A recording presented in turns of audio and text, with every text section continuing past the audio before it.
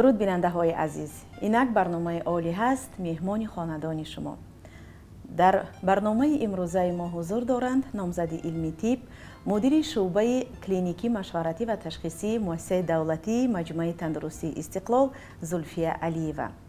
بانو زلفیه، خوش آمدید به برنامه عالی هم. تشکر زیاد که آمدید، دعوت ما رو پذیرفتید. ایام نورسی و جوانی نفرانی زیاد در دل آرزوی طبیب شدن را میپرورند، ولی این نه به همه میسر میگردد، چون همگان میدانیم پیشه طبیبی بسیار مشکل و زحمت طلب است. مهنت شبانه روزی، زحمت شبانه روزی و مطالعه زیاد را طلب میکند. چی سبب شد که ما از شما این کسب پر افتخار و دشوار را انتخاب کردید؟ در انتخاب کسب من پدرم سبب شده بودند. وقتی که پدر بیمار بودند، در نزد بستر بیماری آن کس من نشسته بودم. از من پرسیدند که امسال صنف 9 هستی دخترم، بعد سال ختم میکنی مکتب را، تو کی میشوی؟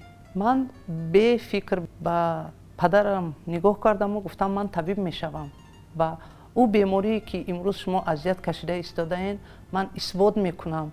من باید که نامزد شوم، من دکتر علم شوم، اثبات کنم که این بیماری از کجا پیدا شد و چخیل این رو برطرف کنیم.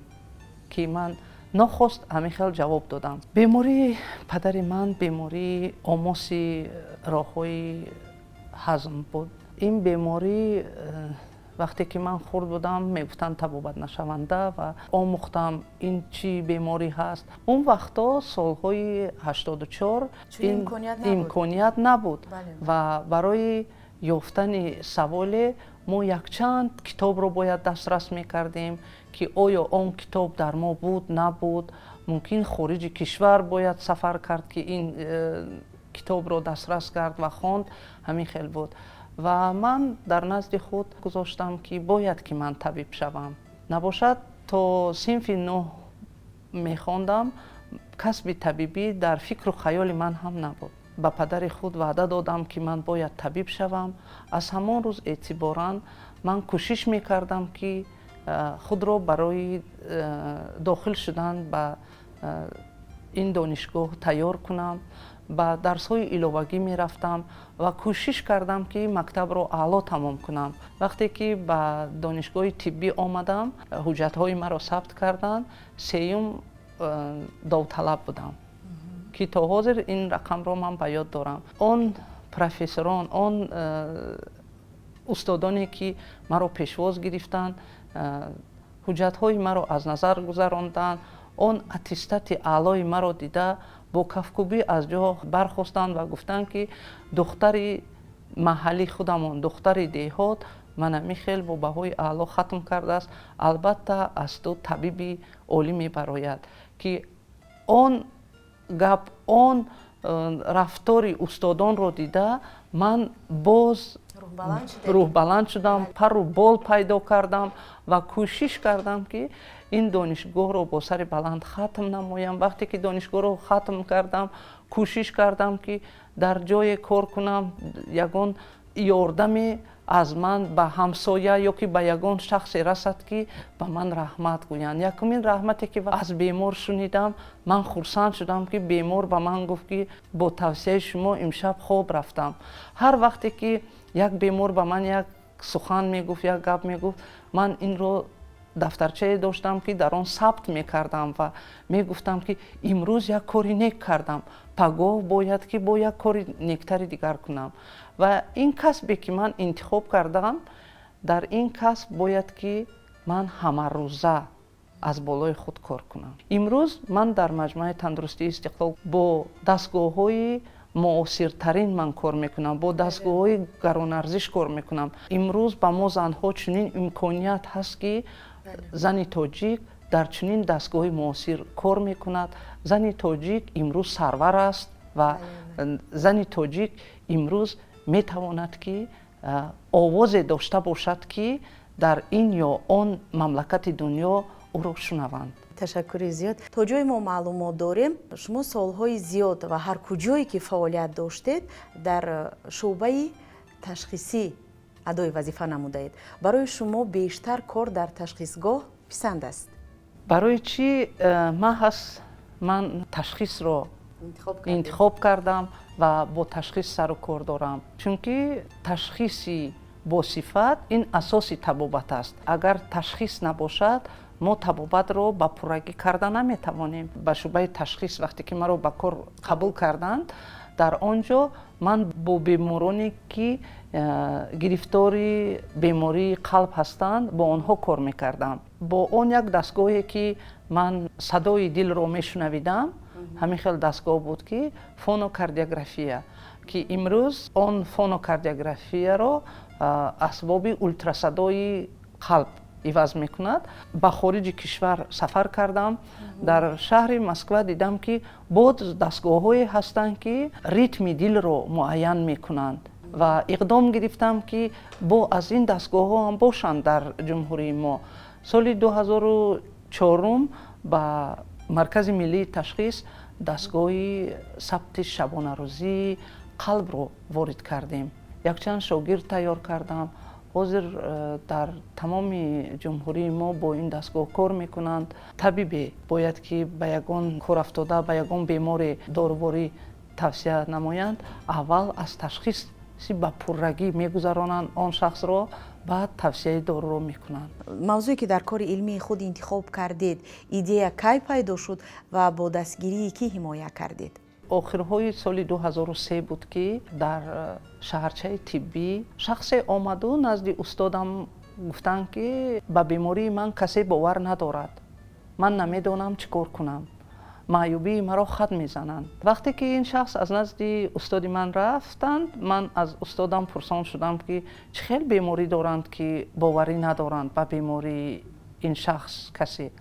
устодам гуфтанд ки инҳо бартараф кунандагони садамаи Чернобил ҳастанд. маъюбияти инҳоро ягон кас ҳозир ба уҳда нагирифта истодааст ва мехоҳанд ки маъюбияти инҳо бартараф карда шавад. он кас ба ман гуфтанд кори илмӣ кун, бо ана ҳамин шахсиятҳо кор бар. аввал ман тарсидам, гуфтам ман аз куҷо инҳоро дарёфт менамоям. устодам гуфтанд ки аз ҳамин шӯъба ту инҳоро дастрас карда метавонӣ. барои он ки ман кори илмиро ба субут расонам, маҷбур шудам ки берун аз кишвар ба шаҳри Москва равам ва он ташхисро аз худ намоям, чунки вай сабти барқии майнаи сар буд. фаъолияти майнаи сари он шахсиятҳоро бояд ки ман меомӯхтам. چه قدر وقت رو طلب کرد رساله علمی شما؟ 2-3 ماه من این تشخیص نو را آموختم. آمدم به تاجیکستان. آن بیمارانی که در بیماری های کسبی بستری می شدند، آنها را از نظر گذرانیدم. نه تنها آنها، فرزندان آنها را هم باید آموخت، چون که کار علمی باید که به پرگی باشد. در چند پشت اولاد تأثیری آن رادیاسیا شوی رنگینی که آنها در چرنوبل قبول کرده بودند باید که ما می آموختیم. همین خیل هم شد. همه آنها رو ما از نظر گذراندیم. از سال 2004 اگر من این کار رو تشکیل کرده باشم، تا 7 سال ما کار کردیم. سال 2011 علاقه کار علمی من تیار بود. سال 2013 من کار علمی خود رو تشخیص ها چی نشان دادن؟ دیگرگونی که در معاینه سر و دل این بیماران بعدی صدمه پیدا شده بود، در یک جایگی با استاد خود اثبات کردیم که در حقیقت معاینه سر آنها و دل آنها در این برطرف کنی صدمه آسیبی مخصوص آسیبی که با کودکی وی با نبیره وی تاثیر میکرد، این رو ما اثبات کردیم که این برابر با آن بمب های اتمی که در هیروشیما و ناگاساکی پرتافته بودند با آنها برابر بودند.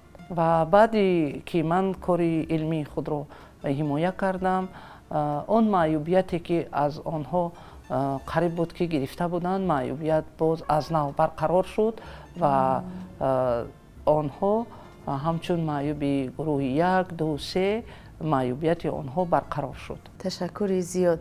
ба андешаи шумо табиб чӣ рисолат дорад? дар донишгоҳи тиббӣ ҳам дарс меомӯзам ба шогирдон ва ба шогирдонам доимо инро такрор ба такрор мегӯям, ки он шахсияте ки имрӯз ба назди шумо меояд, он корафтодае ки бемор аст ба назди шумо меояд, шумо бояд ки шахси наздики худро дар ӯ эҳсос кунед, ки ин падар, модар, духтар, писари шумо ҳаст ва аз таҳти дил бояд ки хизмат расонед ба онҳо. аз кор, аз касбият, аз рисолаи илмии худ бо муҳаббат, бо самимият сухан гуфтед. маълум аст ки касби худро бисёр дӯст медоред. албатта. барои бонуе ки дар вазифаи роҳбарӣ фаъолият мекунад, доштани кадом хислатҳо муҳим аст? қариб ки душвор аст дар ин саволи шумо ҷавоб ёфтан, чунки роҳбар бояд сахтгир шавад, роҳбар бояд ки доимо дар ҷое ки фаъолият мекунад тартиб бошад ва барои тартиб будани ҷои кор ин маънои онро надорад ки мо нописанд шавем ва доимо гӯем ки ман як зина аз онҳо боло ҳастам. он зердастоне ки имрӯз бо ман фаъолияти корӣ карда истоданд, чӣ зердастон, чӣ донишҷӯёне ки дар назди ман омада касб меомӯзанд, доимо ман мегӯям дар корхона мо як оилаи бузург ҳастем. Чӣ фаррош бошад, чӣ ҳамшираи миёна ё ки табиб, қариб ки мо як хел гап мезанем. берун аз корхона ман доимо ба онҳо мегӯям, ман хоҳар, духтар, апаи шумо ҳастам. муносибати хоксорона бояд бошад дар коллектив. ҳамин аст принсипҳои шумо? ҳамин аст.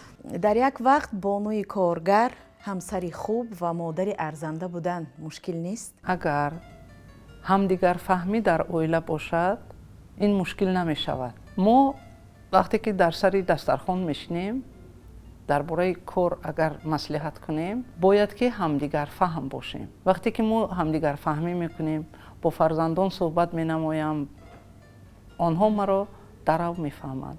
барои ҳамин вақте ки ман рисолаи илмӣ мекардам, фарзандонам хурдакак буданд, мегуфтанд мо ба шумо ёрдам мерасонем.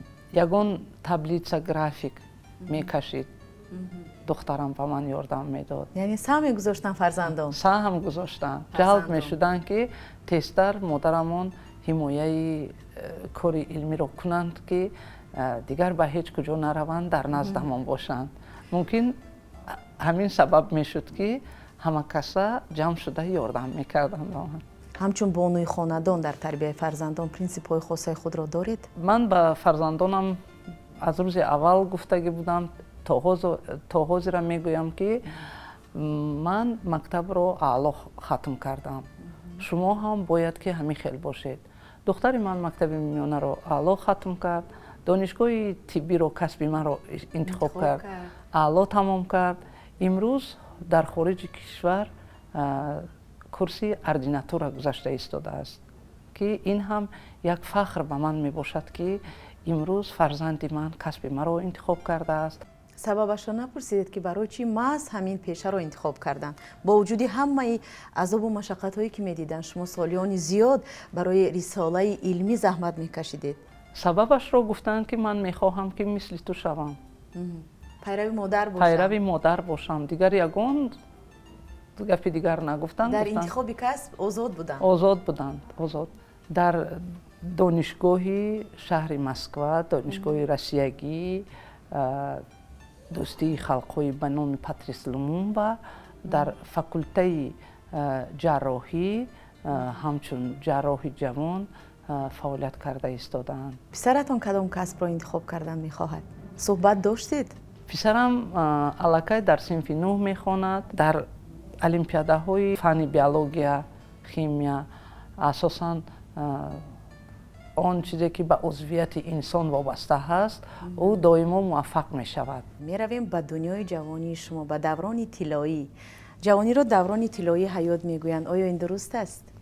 албатта аз устодон чӣ хотира доред? албатта ҷавонӣ даврони тиллоӣ буд, чунки фикри ягон чизро намекардӣ, ягон масъалаи ҷиддие дар пешат набуд, озодона ба мактаб мерафтӣ ё ки ба донишгоҳ мерафтӣ. аз устодон чӣ хотира доред? устодони мо устодони бақувват буданд, устодоне ки имрӯз шогирдони онҳо дар донишгоҳи тиббӣ фаъолият карда истоданд. маҳз он устодоне ки дар тамоми ҷаҳон онҳоро мешинохтанд, имрӯз шогирдони онҳо дар донишгоҳи тиббии мо фаъолият карда истоданд. устод ғуломов шодравон яке аз устодоне буданд ки аз фанни психиатрия дарс медоданд ва он лексияе ки онҳо мехонданд на танҳо дар курсиҳое ки донишҷӯён мешиданд ҷо намерасид, дар фарш нишаста он лексияи он касро гӯш мекарданд. бисёр озод суҳбат мекарданд. бо он беморони рӯҳие ки моро шинос мекарданд, дар вақти лексия ба назди мо меоварданд ва нишон медоданд ки ин беморӣ аз чӣ сабаб шуд, чӣ хел шуд, бо он бемор ҳамчун кӯдак гап мезаданд. аҷоиб инсоне буданд.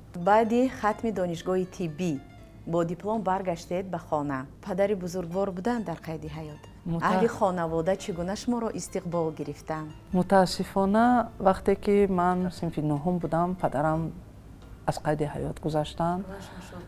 баъди хатми донишгоҳи тиббӣ вақте ки бо диплом ба хона баргаштам, дар муҳити хона ҳама ҷамъ шуданд, чунки мо 10 нафар будем. 10 нафар фарзанд модарам ба дунё овардагӣ, қаҳрамон модар.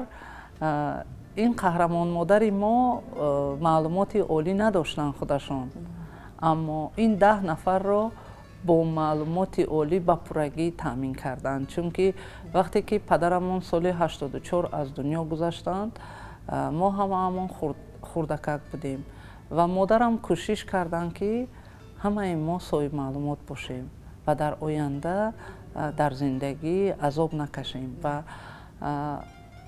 ҳамаи мо аъло мактаби миёнаро хатм намудем ва имрӯз дар касбҳои гуногун ҳастанд ки дар тамоми касбҳо ин фарзандони модарам фаъолият карда истоданд. модар имрӯз 88 сола ҳастанд ва даврони пирӣ ронда истоданд ва на танҳо ба модари худ, ба ҳамаи модарони дунё, ба модарони тоҷик ҳавасу орзуе ки нисбати фарзандонашон доранд, ҳамааш ҷомаи амал пӯшад ва он меҳнати шабонарӯзие ки модар бо фарзандаш мекунад, дар охир ҳосиле ба ӯ биёрад ки модарони мо доимо хурсанд бошанд. беҳуда бузургон нагуфтанд саҷону дил фидои як муддаои модар, фатҳу кушоиш орад дасти дуои модар. бигзор модарони мо ҳамеша соябони фарзандони худ бошанд, соябони сари фарзандон бошанд, ҳамеша дар ҳалқаи наздикону фарзандону пайвандон бошанд, чунки барои модар хушбахттарин лаҳза, беҳтарин лаҳза ин дар ҳалқаи наздикону фарзандон будан аст ва доимо табассуми тифлакони худро бар лаб дидан аст. бигзор модарони мо, модарони азизи мо ҳамеша сарбаланд бошанд, хонаобод бошанд. пеш аз ҳама ба модарони азиз саломатӣ ва рӯзу рӯзгори хушро таманно мекунем. имрӯз агар гӯем ки модаратонро васф кунед, Зульфия бону, модари азизро ки 10 нафар фарзандро тарбия кардаву ба зиндагии мустақилона гусел карданд, тарбия карданд, ба воя растонданд бо азобу машаққатҳои зиёд, чӣ гуфта метавонед аз ин минбар? он хизмате ки модари мо нисбати ин 10 нафар кардааст, ба фикрам ки мо агар 100 сол хизмат намоем, хизмати модари худро баргардонда наметавонем, чунки як зани танҳо ҳамаи моро ба воя расониданд, соҳиб маълумот, соҳиб касб карданд. албатта сари таъзим фуруд меорам ба он мардонагие ки модари ман 10 нафарро ба воя расонид ва фарзандоне ба тоҷикистони азизи мо пешниҳод карданд ки як узви ҷудонашавандаи тоҷикистони мо ҳастанд ин 10 нафар. он занҳое ки дар нимароҳи зиндагӣ бо амри тақдир мемонанд, ман ба онҳо гуфтанӣ ҳастам ки бояд ки онҳо натарсанд, чунки модари ман ҳам вақте ки падарам аз қайди ҳаёт гузаштанд. Он вақт онҳо ҷавон буданд ва намедонистанд ки дунё чӣ хел ҳаст, чунки ҳама кори хона дар ӯҳдаи падарам буданд. Ва ман дар ёдам ҳаст ки он шабе ки падарам гузаштанд, саҳар вақте ки модарам румоли худро иваз мекарданд, ман ба сари модарам нигоҳ кардам, сарашон сафед буд. ман тарсидам, синфи 9 будам. гуфтам очаҷон, мӯи сартон пури хок шудааст. вақте ки дар оина ва кас худашонро нигоҳ карданд, гуфтанд худо, ман бо ин фарзандон чӣ кор мекунам? аммо ин рӯзҳо ҳам гузашт. мо калон шудем, мо ба воя расидем ва ҳамаи он душворие ки модари ман нисбат ба тарбияи фарзанд гузаронида буданд, ҳамаи инро паси сар кардем ва намегузорем ки ягон оби чашми моро модарамон бинад. кадом хислатҳоро аз модари азиз омӯхтед? модари ман хеле кадбонӯи моҳир буданд дар ҷавониашон ва он ёру дӯстони падарам ба хона меомаданд ё ки ҳамсояҳое ки меомаданд, аз кадбонугии модар доим таърифу тавсия мекарданд.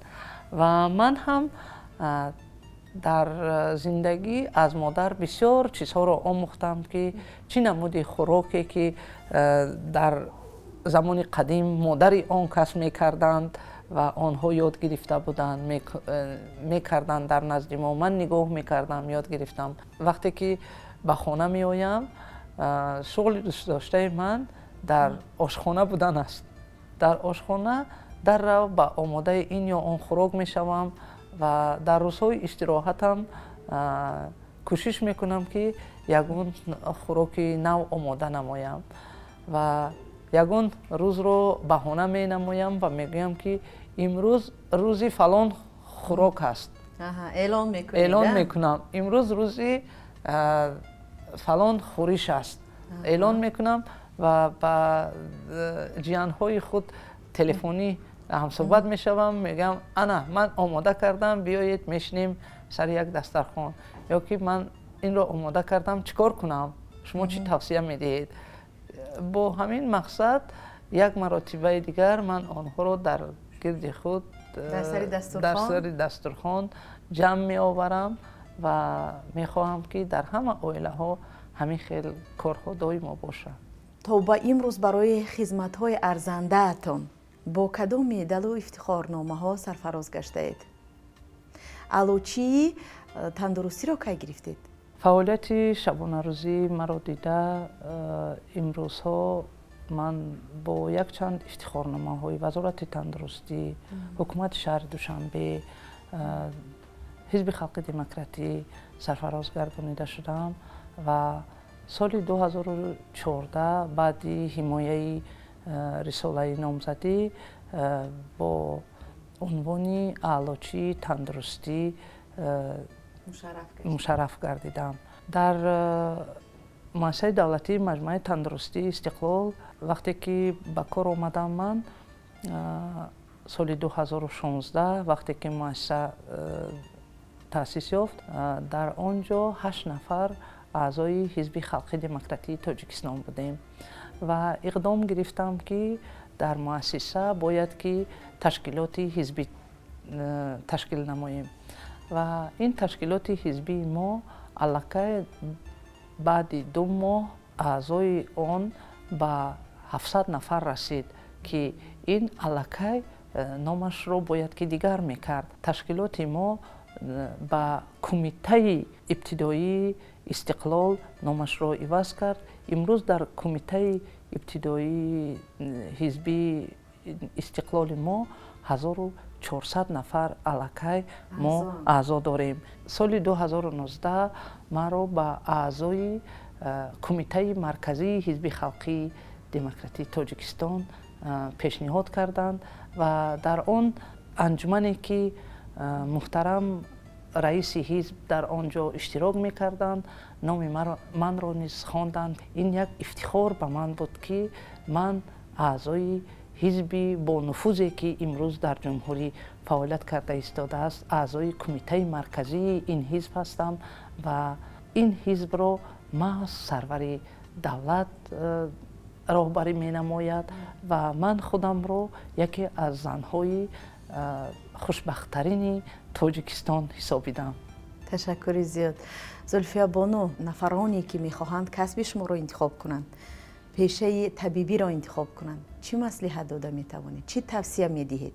он нафароне ки имрӯз мехоҳанд касби табибиро интихоб намоянд, бояд аввал дар назди худ чунин масъала гузорӣ кунанд ки шабонарӯзӣ аз болои худ бояд кор кард. Агар як ҳафта табиб китобе ё маълумоти наве ки дар тиб пайдо мешавад, агар мутолиа нанамояд, аллакай вай аз тиб дур мешавад. бале, имрӯз шумо ҳамчун табиб гуфта метавонед ки боварии мардум зиёд шудааст ва барои муолиҷа камтар ба хориҷи кишвар мераванд. шукри истиқлол, шукри сарвари кишвар ки ба мо имконият доданд ки имрӯз дар соҳаи тиби имрӯза тамоми он таҷҳизотое ки берун аз кишвар буд, дар мо он таҷҳизотҳо ҳастанд ва рӯз ба рӯз таҷҳизотҳои нав ворид шуда истодааст.